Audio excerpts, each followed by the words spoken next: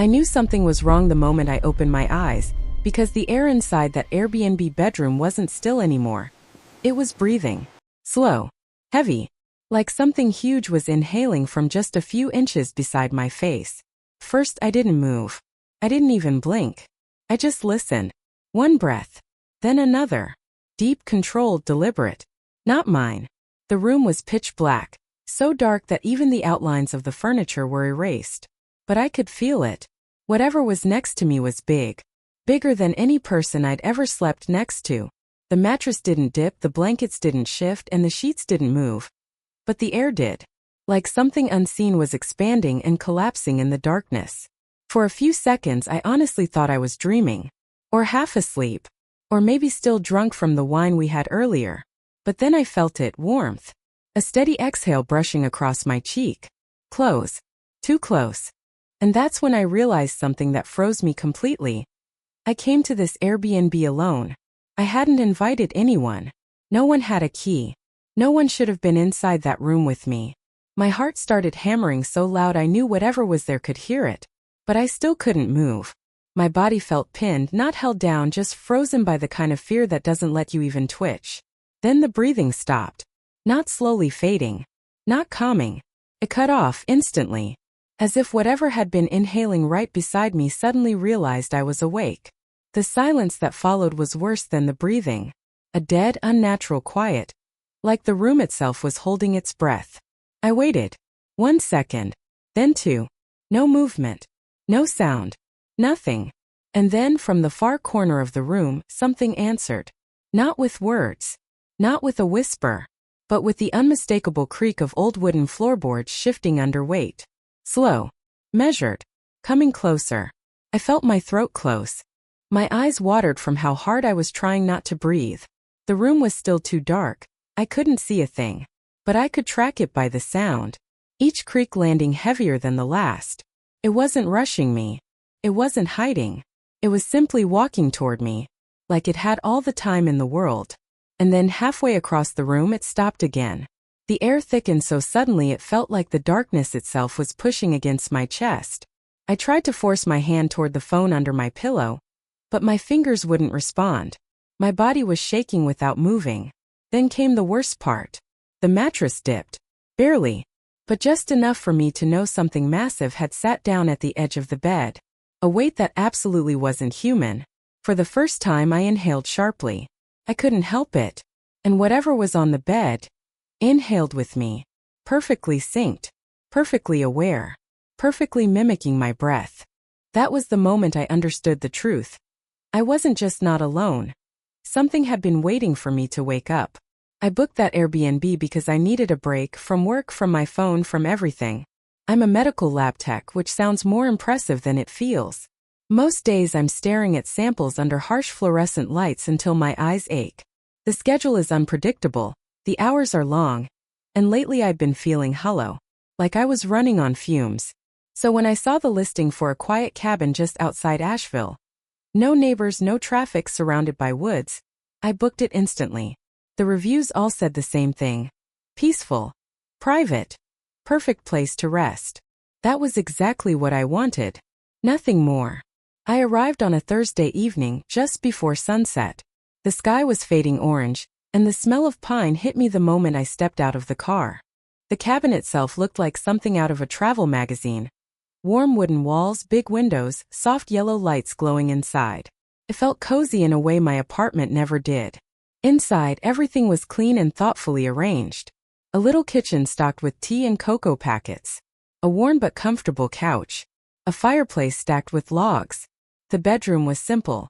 One queen bed, a dresser, a tiny nightstand with a lamp, and a window overlooking the forest. No TV. No noise. I wasn't paying much attention to the story. I just enjoyed the feeling of being somewhere peaceful, away from everyone. Around 11:30 p.m., I finally got ready for bed. I brushed my teeth while humming. That stupid kind of humming you do when you're relaxed enough to forget to be embarrassed by it. I changed into sweatpants, crawled into the bed, and instantly melted into the mattress. It was softer than I expected. Warm too. The comforter smelled faintly of laundry detergent and cedar. It didn't take long for sleep to start pulling at me. My last clear thought was how grateful I felt for the silence. No traffic noises, no neighbors yelling, no constant buzzing of my phone. Just stillness. I remember smiling before drifting off. No fear. No tension. Nothing strange. Just a peaceful night in a place that felt safe. A place meant for rest. A place where nothing bad was supposed to happen. And that's exactly why what came later hit so much harder. Because when everything begins in perfect calm, and every detail feels normal, your mind never prepares for the possibility that something else might be sharing that calm with you. Something you didn't invite. Something that was already awake long before you were. The first sign that something was off came so small, so easy to dismiss that I barely thought about it. Sometime in the middle of the night, maybe an hour after I fell asleep, I woke up for no clear reason. Not startled, not frightened, just awake. Like my body had tapped me on the shoulder. The cabin was silent. Too silent. The kind of silence that feels padded, like sound itself has been swallowed. Even the crickets outside had stopped. I remember blinking in the darkness, trying to figure out what pulled me out of sleep. My heart wasn't racing, nothing obvious had happened. But I felt aware. A strange alertness humming deep in my chest. After a minute, I let myself relax, assuming it was just a weird half-dream. I closed my eyes again. That's when I heard it. A soft, tiny sound. So faint I first thought it was the sheets shifting under me. A gentle creak like wood settling. But it didn't match the rhythm of the house breathing. It came from somewhere near the bedroom door. I opened my eyes again, staring into the black. Another creak. Then stillness. I told myself cabins make noises. Old wood adjusts. Temperatures change. Normal. Totally normal. But my body didn't believe me. Without moving, I noticed the air felt slightly colder than before. Not enough to make me shiver, but enough that the warmth of the blanket suddenly mattered more. I pulled it up under my chin and tried to settle back down, willing myself to ignore everything. A minute passed. Maybe two. I started drifting again. Then something else changed, barely noticeable, just a shift in atmosphere. The kind where the hairs on your arms lift even though nothing touched you. The darkness felt thicker. Heavier. Like someone else was in the room. Just standing still. I told myself it was my imagination. Darkness plays tricks. Silence plays tricks. But the longer I stayed still, the more certain I felt that I wasn't actually alone. There was a strange pressure in the air, subtle but present. Like being watched through a window you didn't know was open. I turned slightly onto my side. Not enough to make noise. Just enough to breathe easier. And that's when I realized something else odd. The room smelled different than before. A faint scent. Warm. Damp. Like someone had just exhaled near me minutes earlier. My chest tightened. I couldn't hear breathing, the room was too still. But the memory of that warmth made me hyper-aware of the cold space behind me. Every inch of my spine felt exposed, like something was hovering inches above it, waiting for me to turn around. Another sound. Soft. Almost apologetic. A whisper of fabric shifting somewhere near the foot of the bed. I held my breath without meaning to. My ears strained, searching the dark for anything that didn't belong. But the room went still again. Unnaturally still. Slowly, the faint ambience of the forest returned outside. The crickets, the wind brushing the trees. For a moment, I almost convinced myself I had imagined everything. Almost. Because deep down, beneath all the logic and excuses, something inside me whispered the one thing I didn't want to acknowledge. The cabin wasn't as empty as I thought. And whatever shared that darkness with me wasn't ready to be noticed yet. I don't know what woke me the second time. There wasn't a sound, at least not one I remember. No creak, no shift, no whisper. Just a sudden jolt in my chest, the kind you feel when your body senses something before your mind does. I opened my eyes and immediately knew the room had changed. The air wasn't just cold, it was dense. Heavy. Like walking into a room where someone had been arguing. That thick, charged atmosphere lingering even after everyone goes silent. The darkness felt packed, suffocating. My breaths came shorter without me realizing it. Every instinct I had screamed, "Don't move." But something was different about the darkness itself. I could feel it pressing toward me, not from all sides, just from one direction. The corner across the room. The same corner where I thought I heard the faint creaks earlier. I turned my head slightly on the pillow. That's when I saw it. Not a shadow. Not a shape. Not an illusion created by the moon. It was a figure. Standing perfectly still in the far corner of the room. A silhouette, tall, impossibly still, too dark to be just absence of light. Its outline was soft, like the edges of its body were shifting or vibrating just barely. Almost like heat distortion but cold, wrong, alive. The worst part? I hadn't heard it enter. I hadn't heard it move. It hadn't even been there minutes ago. Or maybe it had, maybe I was only now able to see it. I blinked hard, thinking my eyes were adjusting wrong. But when they opened again, the figure was closer. Not by much, maybe 2 or 3 feet, but closer in a way that made no sound. No footstep. No shift of weight. Just nearer. My heartbeat slammed against my ribs. I tried to tell myself I was dreaming, half asleep, hallucinating. But the longer I stared, the clearer it became that the thing in the room was real. Not imagined.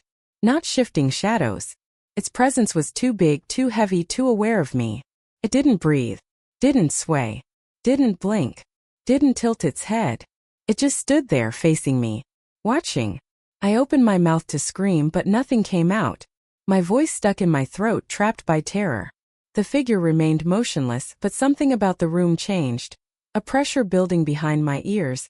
A low hum in the floorboards, like the house itself was reacting to it. Took another step closer. Silent. Precise. Smooth. Now I could make out more. The shape of shoulders. The length of its arms, too long. The posture wrong, unnatural, like it had studied human form but never mastered it. I froze completely as the figure reached the edge of the bed. It didn't sit. Didn't bend. Didn't touch me. It simply leaned forward, slow and steady, until its face, or whatever served as its face, hovered inches above mine. The air between us turned icy. My breath fogged in the dark. And then it inhaled. Not a human breath. Not a gasp. But a deep, dragging pull of air, as if it was smelling me. That was when I knew, finally, fully, undeniably, I wasn't dealing with something human. This thing wasn't hiding anymore. It wasn't waiting. It wasn't curious. It had revealed itself. And I was in real, immediate danger. The moment it inhaled, something snapped inside me. My body, frozen for so long, suddenly surged with adrenaline so violent it felt like electricity ripping through my veins. I didn't think. I didn't plan. I moved. I threw myself sideways off the bed, hitting the wooden floor so hard my shoulder exploded with pain. The creature reacted instantly. Its head jerked toward me with a sharp, snapping motion that was too fast and too precise to be human. I scrambled backward, palms slipping on the floorboards, trying to put distance between us. The figure didn't chase, not at first. It simply turned, slow and deliberate, tracking me with that shifting, formless face. Then it stepped toward me. Silent. Smooth. Wrong. Thinking. I bolted down the hall, hands out, feeling my way through the dark. My breath came in quick, sharp bursts. My heartbeat drowned out everything else. I hit the wall, then the corner of a table, nearly tripping as I groped for the front door. The wood behind me creaked. Not from footsteps but from something pressing against it. I found the lock. Fumbled. Twisted. Pulled. The door didn't open. The cold realization hit me like a punch. I'd forgotten the deadbolt. Behind me, the bedroom door slowly opened. No footsteps. No breathing. Just the whisper of wood gliding against the floor. My fingers clawed at the deadbolt, slipping from sweat. I could feel something behind me. Not touching, not breathing, but present, leaning into the dark hallway. The deadbolt finally clicked open. I yanked the door. Cold night air hit my face. I sprinted outside barefoot, gravel cutting into my feet, branches slapping my arms as I tore toward my car. I didn't look back. Not until I reached the driveway and fumbled desperately for my keys. My hand shook so violently I dropped them. They hit the gravel with a tiny metallic ping. That was when I looked up. The cabin door was open. Not wide, just a sliver. Just enough for darkness to spill out. And something stood inside it. Tall. Still. Watching. I grabbed the keys, dove into the car, slammed the door and locked it. My hands barely obeyed as I jammed the key into the ignition and turned it over. The headlights flashed on, and for a split second I saw it clearly through the trees. It wasn't standing on the porch anymore. It was closer. Halfway across the yard. I didn't wait. I floored the accelerator, tearing down the gravel road so fast the car fishtailed. Branches scraped along the sides, rocks clattered under the tires, but I didn't stop. I couldn't stop.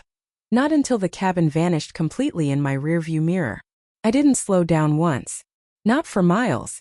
Because no matter how far I drove, one thought kept hammering in my skull. That thing moved without sound, so how many times had it already stood right behind me? I didn't stop driving until the sun began to rise. My hands were clenched so tightly around the steering wheel that my knuckles had gone numb. I don't remember most of the drive. Just the shaking, the hyperventilating, the constant urge to look in the rearview mirror, even though I was terrified of what I might see. Eventually, I pulled into the parking lot of a small gas station just off the highway. Bright lights, people, motion, noise, everything the cabin didn't have. For the first time in hours, I felt a sliver of safety, like being around other humans created a barrier that thing couldn't cross. I sat in my car until my heartbeat slowed, until my breathing evened out, until I could force my hands to stop trembling long enough to open the car door. I went inside, grabbed a bottle of water, and told myself it was over. That I was safe now. But even in that brightly lit store, surrounded by strangers, I kept glancing at the entrance. Every sound made me flinch. Every shifting shadow made my stomach twist. I didn't go back to the cabin. I didn't even go back for my belongings. Instead, I drove straight to the nearest town and walked into the small police department. I must have looked insane, wild-eyed, scratched up, barefoot. But they sat me down and asked what happened. I told them everything. Every detail. Every sound. Every moment of terror. 2 officers went out to the property a few hours later. They told me to wait in the lobby. I did, pacing, sitting, standing, pacing again until they returned. Their expressions were neutral. Too neutral. They didn't find anything. No footprints in the yard. No signs of forced entry. No disturbed furniture. No open doors. They said the cabin was exactly as it should be. Quiet. Empty. Safe. Even the bedroom door was still shut. I insisted they were wrong. I begged them to look again. I even offered to go with them, even though just the idea made my skin crawl. But they calmly repeated their findings. There was nothing there. No intruder. No animal. No damage. Nothing unusual. Except my bag and clothes were still in the bedroom. The bed was still unmade from when I rolled off it. But the sheets were perfectly smooth. Too smooth. Like someone had fixed them. I asked if they noticed that. They shrugged it off, saying housekeeping probably went in after checkout. But I knew that wasn't true. I still had the key. No one else should have been inside before the police arrived. They couldn't explain the scratches on my arms.